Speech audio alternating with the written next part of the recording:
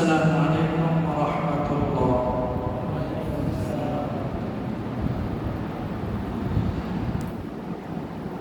الحمد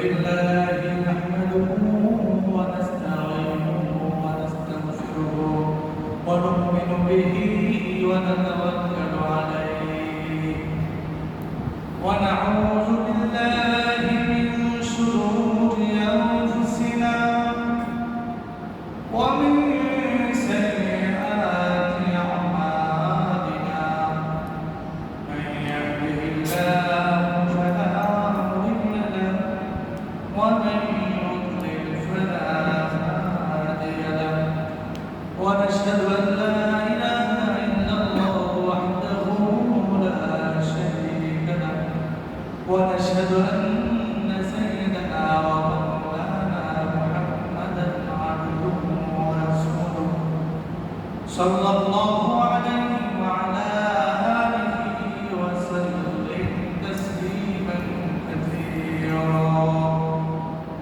قال الله تبارك وتعالى في القرآن الكريم: لن ينال الله لحومها ولا دماؤها ولكن يناله التقوى منكم. وقال تعالى في شان حبيبه مخبرا وآمرا: إن الله وملائكته يصلون على النبي يا أيها الذين آمنوا صلوا عليه وسلموا تسليما. اللهم صل على محمد وعلى آل محمد كما صليت على إبراهيم وعلى آل إبراهيم إنك حميد مجيد. لا إله إلا الله لا إله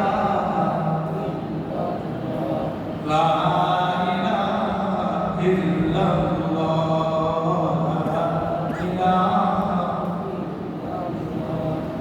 لا إله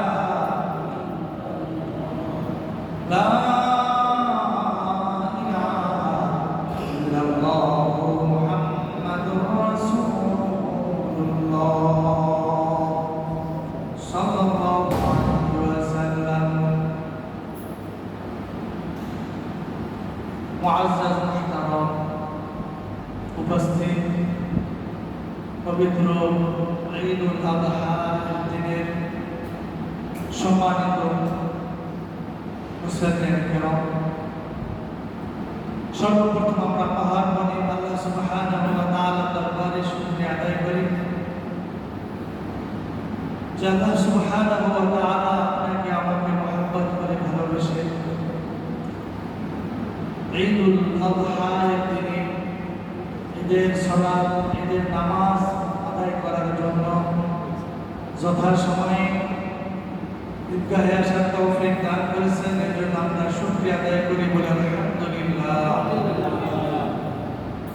আরো শুকরিয়া আদায় করি যে মহান মালিক আল্লাহ সুবহানাহু ওয়া তাআলা ফজরের নামাজ জামাতের সাথে আদায় করে সুস্থতার সহিত আল্লাহ তাআলার ঘরে বসা, কুরআনুল কারীম থেকে আলোচনা করার শোনার তৌফিক দান করেছেন।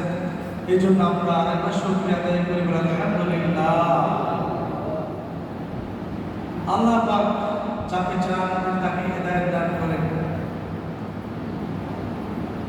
এই জন্য আমরা শুকরিয়া আদায় করি যে মহান মালিক আমাদেরকে কবুল করেছেন। এই জন্য আমরাই আসতে পেরেছি, ঠিক কিনা বলেন? আল্লাহ সুবহানাহু ওয়া তাআলা তিনি মুসলমানদের জন্য বছরে 2টা ঈদ নির্ধারণ করে দিয়েছেন। ঈদ শব্দের অর্থ হচ্ছে বারবার ফিরে আসা। ঈদুল আযহা, আযহা অর্থ হচ্ছে উৎসর্গ করা। আর কুরবান শব্দের অর্থ হচ্ছে নৈকট্য লাভ করা। কুরবানি শব্দটা এসেছে হযরতে আদম আলাইহিস সালামের দুজন ছেলে হাবিল এবং কাবিল, তারা যে কুরবানি করেছিল ওখান থেকে কুরবানি শব্দটা এসেছে। সূরাতুল মায়েদায় আল্লাহ সুবহানাহু ওয়া তাআলা তাদের কুরবানির ঘটনা আমাদেরকে জানিয়ে দিয়েছেন। আল্লাহ সুবহানাহু ওয়া তাআলা ওই ঘটনা থেকে আমরা যে কুরবানি শব্দটা উচ্চারণ করি, কুরবান শব্দের অর্থ হচ্ছে নৈকট্য লাভ করা। এই কুরবানি দিয়ে যারা কুরবানি দেয়, কুরবানির মাধ্যমে কি হয়? আল্লাহ তাআলা নৈকট্য লাভ করা যায়। হযরত ইব্রাহিম আলাইহিস সালাতু ওয়াস সালামকে আল্লাহ সুবহানাহু ওয়া তাআলা অনেক পরীক্ষা করেছিলেন, বিশেষ করে বড় বড় 10টি পরীক্ষা করেছিলেন। কয়টি পরীক্ষা? 10টি পরীক্ষা। আল্লাহ সুবহানাহু ওয়া তাআলা তিনি বলেন, ওয়াইদ তাআলা ইব্রাহিম রাব্বুহু বিকালিমাতিন ফাতাম্মাহা। আল্লাহ সুবহানাহু ওয়া তাআলা বলেন, হে রাসূল আপনি স্মরণ করুন সেই সময়ের কথা যখন ইব্রাহিমের রব ইব্রাহিমকে পরীক্ষা করেছিল। ফাতাম্মাহুন্না, এরপরে ইব্রাহিম তার প্রত্যেক পরীক্ষায় সে পরিপূর্ণতা লাভ করেছিল। সে প্রত্যেকটা পরীক্ষায় ভালো ফলাফল অর্জন করতে পেরেছে। তার ভিতরে সবচেয়ে বড় পরীক্ষা ছিল কুরবানি করা। তার নিজ সন্তানকে কুরবানি করা, এটা সবচেয়ে বড় পরীক্ষা ছিল। আল্লাহ তাআলা বলেছেন, ওয়াফাদাইনাহু বিযিবহিন আযীম, বিযিবহিন আযীম। ওটা ছিল সবচেয়ে বড় ধরনের পরীক্ষা। আজকে আমরা কুরবানি করতে যাচ্ছি, আমাদের কুরবানি আর ইব্রাহিম আলাইহিস সালামের কুরবানি কি এক না? নিয়তে এক না, কাজেও এক না, ঠিক কিনা বলে? আমরা নিয়ত করি কিভাবে গোশত খাবো, কিভাবে আমার জিনিসটা আমি পরিপূর্ণ করবো, ঠিক কিনা বলে? কিভাবে একটু লাভবান হওয়া যায়, আগের থেকে হিসাব করে ফিতা দিয়ে কেটে যায় কত কিছু হতে পারে। ইসমাঈল আলাইহিস সালাম এবং তার বাবা ইব্রাহিম আলাইহিস সালাম তাদের কুরবান কেমন ছিল? ছেলে বলছে, বাবা আমি রেডি, আমি রেডি। বাবাকে বলছে, তোমার ছেলেও রেডি, বাবাও রেডি, সবাই রেডি। আর আমাদের কুরবানি, এর থেকে আমাদের শিক্ষা গ্রহণ করতে হবে যে কুরবানির তাৎপর্য কি? শুধুই গোশত খাওয়া, মানুষকে দেখানো বড় গরু কিনা, এগুলি বলেন, এগুলি না। কুরবানির উদ্দেশ্য হচ্ছে আল্লাহ তাআলার নৈকট্য অর্জন করা, তার নৈকট্য লাভ করা। আমাদের আমরা এখনো হাসিল করতে পারি না, এগুলি এখনো অর্জন করতে পারি না। যে কিভাবে আল্লাহ তাআলা খুশি করতে, প্রত্যেকটা জিনিসকে কুরবানি হতে হয়, ঠিক কিনা বলেন? প্রত্যেকটা জন্তুকে কুরবানি হতে হয়। আজকে পশু আমাদের জন্য কুরবানি হয়ে যাচ্ছে, আমরা তাদেরকে খেয়ে ফেলবো, ঠিক কিনা বলেন? আবার হাঁস, লতা পাতা, এরাও কি গরুর জন্য কিন্তু কুরবানি হয়ে গেছে, হয়েছে কিনা? ঘাস কেটে কেটে খাচ্ছে। আমাদেরকেও কুরবান হতে হবে, আমাদেরকেও নৈকট্য লাভ করতে হবে। সেটা কিভাবে? আল্লাহ তাআলাকে রাজি খুশি করে ইবাদত বন্দেগীর মাধ্যমে আমাদেরকে আল্লাহ তাআলার নৈকট্য অর্জন করতে হবে। কিন্তু আমরা কুরবানি দিয়ে যাচ্ছি, কিন্তু আমাদের ভিতরে একটা পশুত্ব আছে, মানুষের ভিতরে একটা পশুর ভাব আছে, ওটাকে কুরবানি করতে হবে। আবার মন যা চাচ্ছে আমি তাই করতেছি, তাই করা যাবে না, এটা তো কুরবানি করতে হবে। মানুষের ভিতরে পশুত্ব ভাব আছে। আল্লাহ তাআলা বলেছেন, ওয়ালাকাদ যারানা লিজাহান্নামা কাসীরাম মিনাল জিন্নি ওয়াল ইনস লাহুম কুলুবুন লা ইয়াফকাহুনা বিহা ওয়া লাহুম আ'য়ুনুন লা ইউবসিরুনা বিহা ওয়া লাহুম আযানুন লা ইয়াসমা'ুনা বিহা উলাইকা কাল আন'আমি বাল হুম আদাল উলাইকা হুমুল গাফিলুন। যে এমন মানুষ আছে যারা শোনেও শোনে, যারা দেখে না, তাদের অন্তর দিয়ে বুঝেও বোঝে না।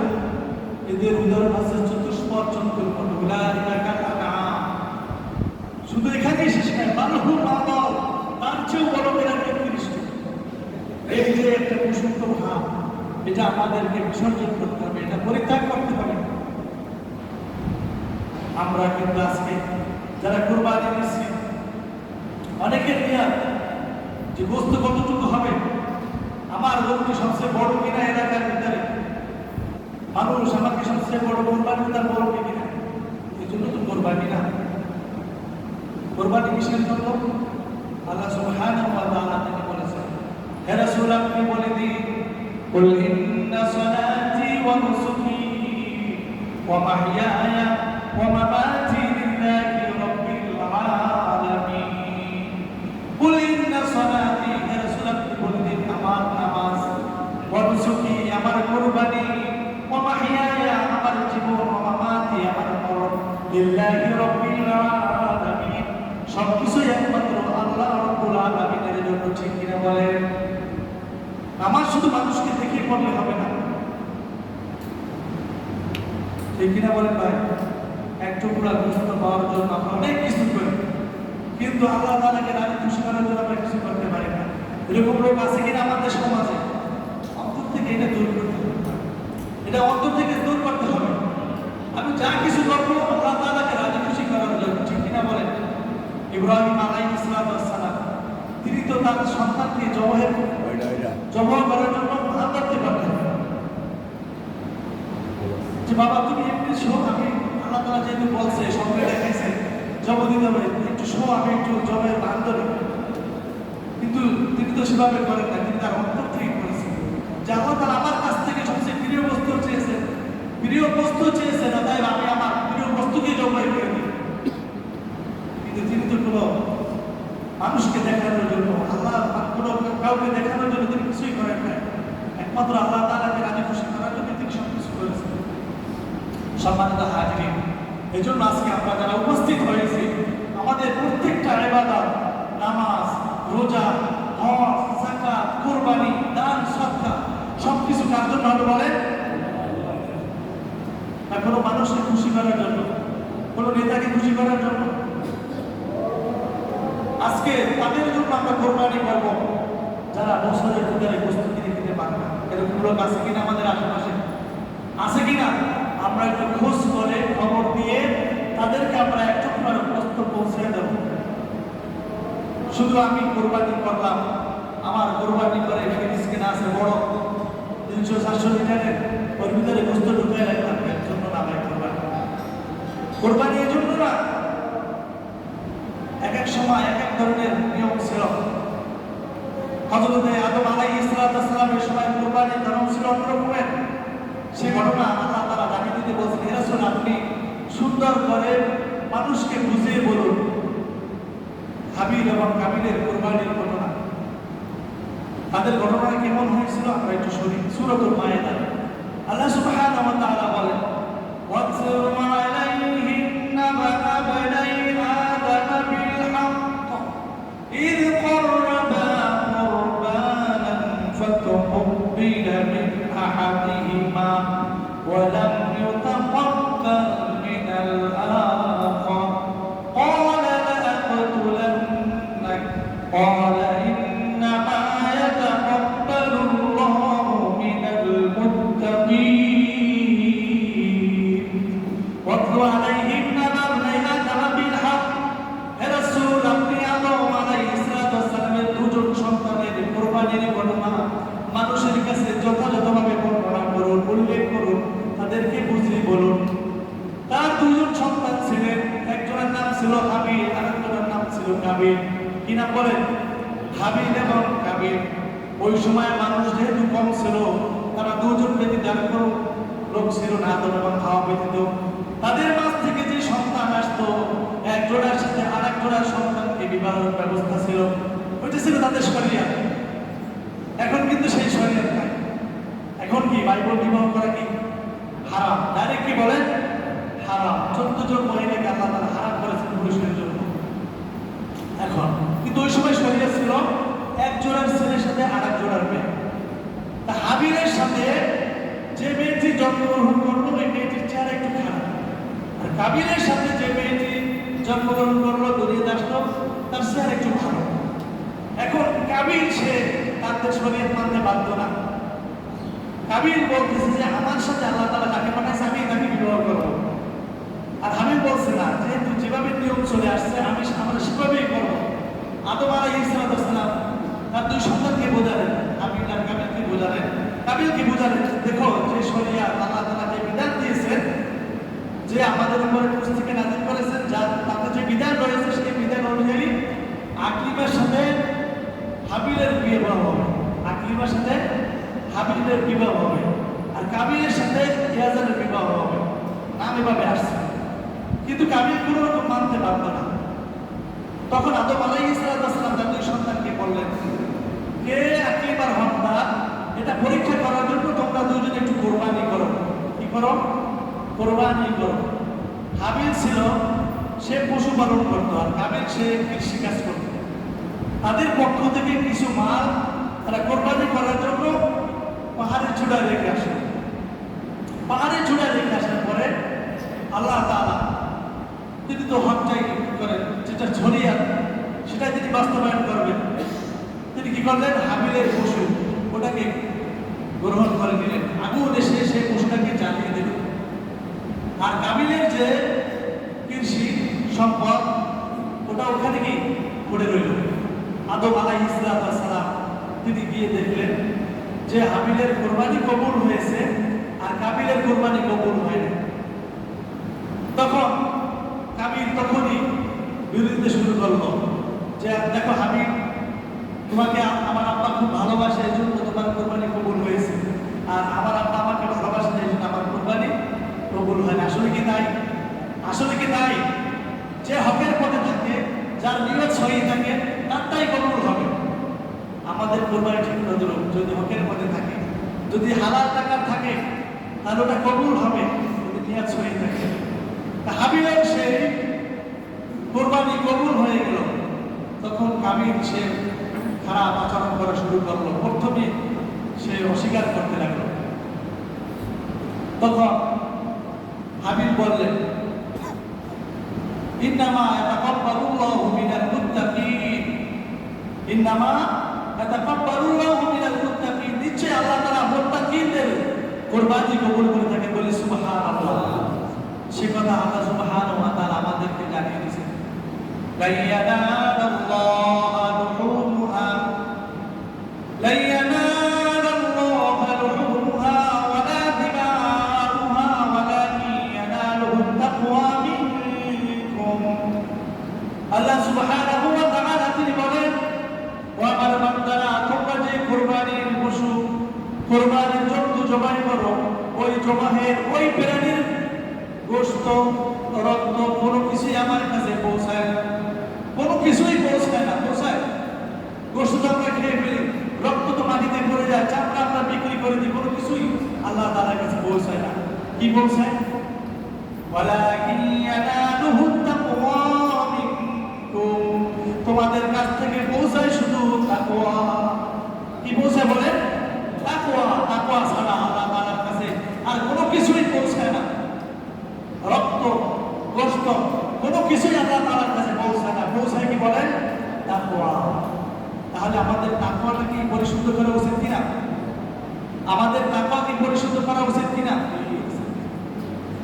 মিশালি ফ্যামিলি ছেড়ে দেন একটু। সম্মানিত হাজিরিন, এজন্য আমাদের তাকওয়াকে পরিশুদ্ধ করতে হবে।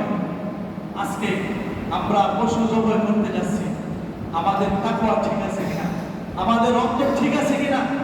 কে কোন বংশে, কে কত বড় গরু জবাই দিল, কে কোন এলাকার থেকে কত বড় ক্রয় করলো, এটা আল্লাহ তাআলা দেখবেন না।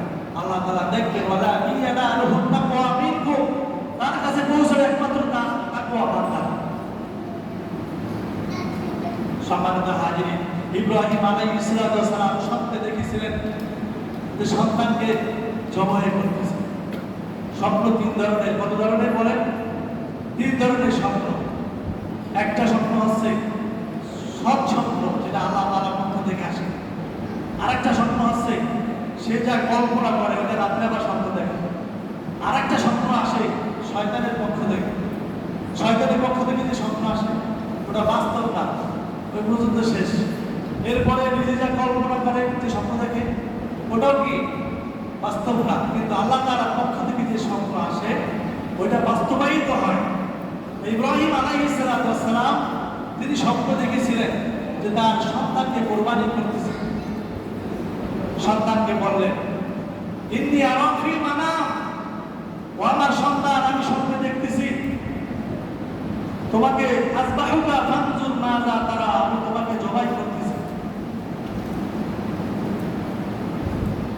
সন্তান উত্তর দিল, ইয়া আবাতি ফাআল মা তুমার, হে আমার পিতা, আপনি যা স্বপ্নে দেখেছেন, আপনার রব আপনাকে যা আদেশ করেছেন, আপনি সে বিষয় কার্যকর করুন। ফালাম্মা আসলামা ওয়া তাল্লাহু লিল জামিন, স্বপ্ন বাস্তবায়ন করতে গেছিল। আমরা হিটলারের নাম শুনেছি না? নাম শুনছেন? জার্মানের চ্যান্সেলর ছিলেন উনি, ঠিক কিনা বলেন? এই হিটলার একটা স্বপ্ন দেখেছিল। তিনি কিন্তু মুসলমান ছিলেন না, কিন্তু তিনি একটা স্বপ্ন দেখেছিলেন। এই হিটলার তিনি একটা সেনা ছাউনির ভিতরে অবস্থান করতেছিলেন। আপনি হঠাৎ তিনি স্বপ্ন দেখেন যে একটা বাতাসে গুলি জাতীয় একটা জিনিস তার ওই ছাউনির ভিতরে এসে পড়তেছে, উড়ে আসতেছে। ওই স্বপ্ন দেখে ওখান থেকে বের হয়ে গেলেন, ওই সেনা ছাউনি থেকে বের হয়ে তিনি বাইরে গেলেন।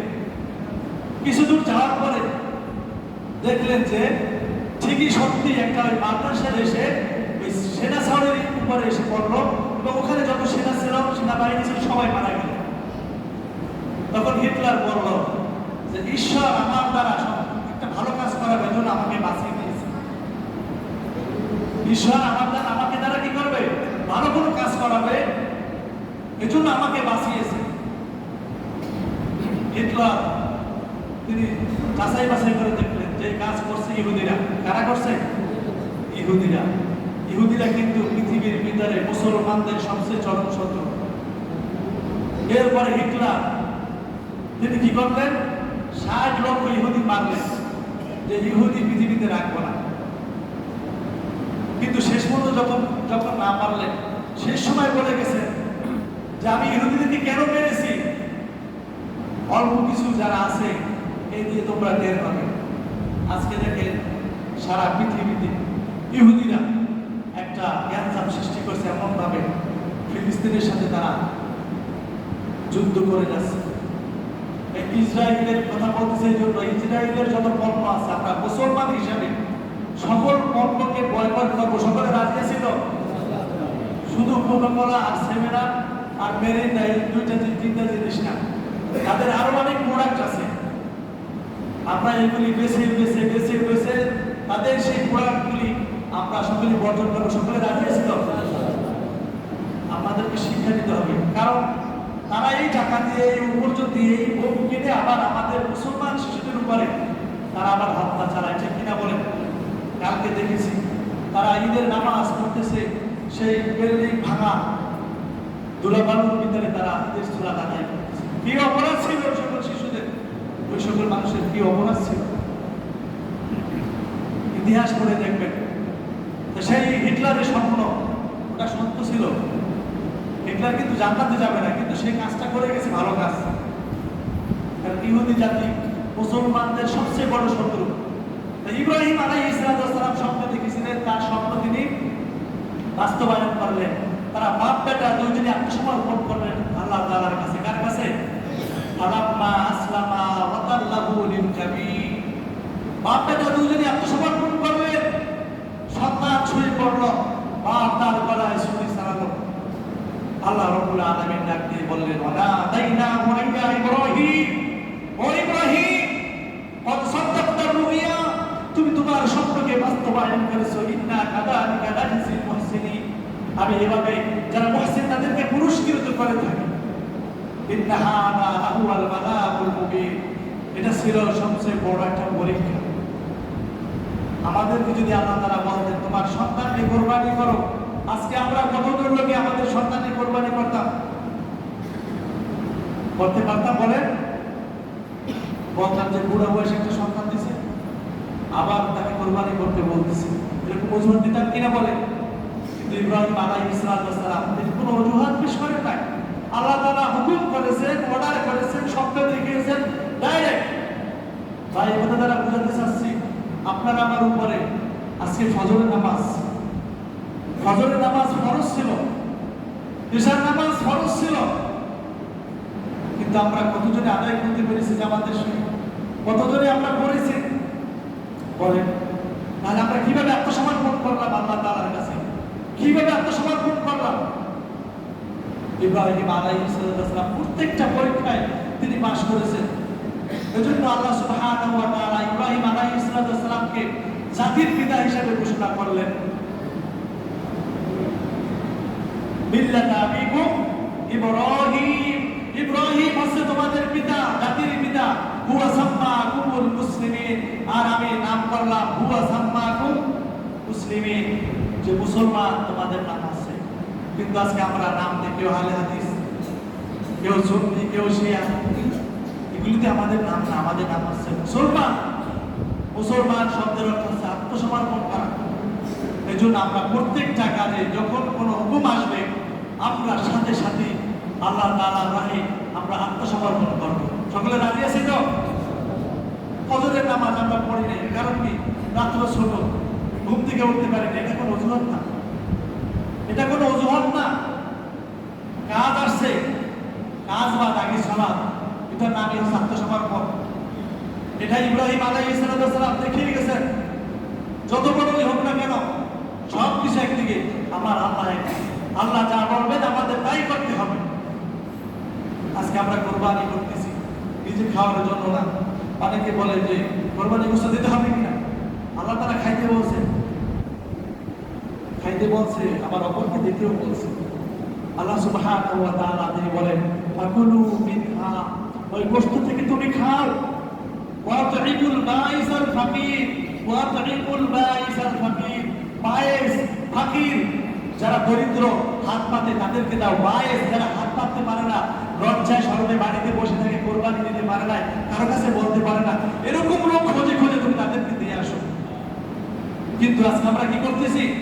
কোরবানি দিয়ে নিজের ফ্রিজ ভরতেছি। ভাই, আমার তো কোরবানি দেওয়ার সামর্থ্য আছে, বছরে আরো 2-4 বার 5 বার গোশত কিনে খাওয়ার সামর্থ্য আছে, আমরা একটু গরিবকে দেই। আল্লাহ তাআলা আমাদের নিয়তকে কবুল করুন, আমাদের নিয়তকে সহি করুন। কারণ আল্লাহ তাআলার কাছে রক্ত, মাংস, গোশত কোনো কিছুই পৌঁছে না। কি পৌঁছে বলেন? তাকওয়া। আল্লাহ তাআলা আমাদের সকলকে কবুল করুন, আমাদের অন্তরকে পরিশুদ্ধ করুন, এবং ইব্রাহিম আলাইহিস সালামের মতো প্রত্যেকটা ইবাদতের ক্ষেত্রে আল্লাহ তাআলার কাছে আমরা যেন আত্মসমর্পণ করতে পারি। হুকুম আসছে, নামাজের হুকুম আসছে, নামাজ পড়ে দেব। যাকাতের হুকুম আসছে, যাকাত দিয়ে দেব। হজের হুকুম হয়েছে, হজ আমার উপরে ফরজ হয়েছে, হজ আদায় করবো। ওয়াল আসর, সময়ের শপথ, সময় আপনাকে সুযোগ দেবে না, সময় চলেই যাচ্ছে। এই জন্য যখন যে সময় আসবে, যখন যে ইবাদতের সময় আসবে, আমরা কি করবো? সেই ইবাদত আদায় করবো। এটাই হচ্ছে আত্মসমর্পণ। আল্লাহ সুবহানাহু ওয়া তাআলা আমাদের সকলকে তার প্রিয় বান্দা হয়ে, মুত্তাকিন হয়ে আল্লাহ তাআলা যেন আমাদের পক্ষ থেকে সকল আমল কবুল করেন। সকলে বলে আমিন। ওয়া আখিরু দাওয়ানা আলহামদুলিল্লাহি রাব্বিল আলামিন। আসসালামু আলাইকুম ওয়া রাহমাতুল্লাহ। সম্মানিত